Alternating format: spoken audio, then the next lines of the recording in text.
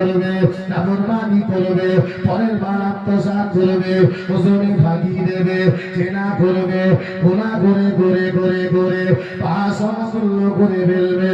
তবে বলে শোনে রে আমার এই বান্দা অন্যায় করে অপরাধ করে নিজের গুনাহ বুঝতে পেরে যদি আমি আল্লাহ আমার কাছে তওবা করে ইস্তিগফার করে ক্ষমা চাই, আমার কাছে মাফি চাই, আমার কাছে ইস্তিগফার করে এই ইবলিস তোর কাজ হলো আমার বান্দা বান্দি দিগকে এদেরকে ধোঁকা দেওয়া।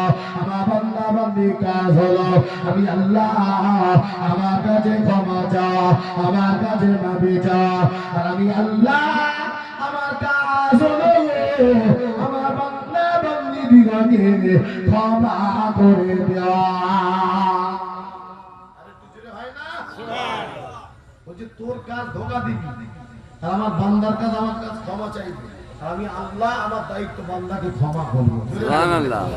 বলছে আল্লাহ আমার আর একটা দাবি আছে, বুঝে কি তোমাদের ক্ষমা করলেই হবে না, আর হবে না তুই করাল করবি যে আগে বলেছি বল তিনটে ছাড়া আর কোনো চাওয়ার আছে কিনা, তুই তো বলিস নেই।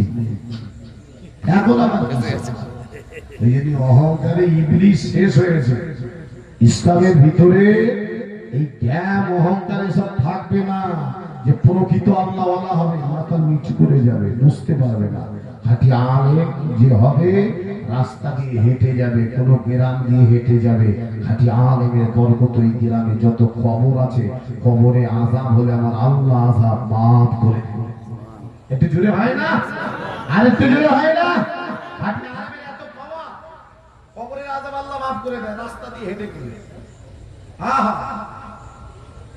আজকে আমরা নবীকে মানি, ইসলাম মানি, সালাম দেওয়ার ভিতরে আমরা নেই। আল্লাহ নবী বলেছেন আসসালামু ক্বাবলাল কালাম, কেউ যখন কারোর সঙ্গে কথা বলবে আগে সালাম দেবে। একটু জেনে হয় না সুবহানাল্লাহ। আপনার মুসলমান একজন ভাই, তার সঙ্গে আপনার সাক্ষাৎ হচ্ছে, দিদার হচ্ছে, আপনি তাকে সালাম দেবেন আসসালামু আলাইকুম, আগে বলবেন না আব্দুর রহমান,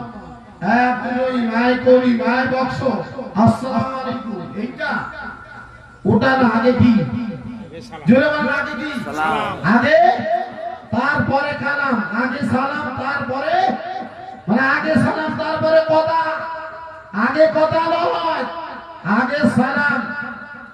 আজকে আমরা আগে সালাম দিতেও জানি না, সালামের লেনদেনটাও নেই। কোথায় আছি আজকে?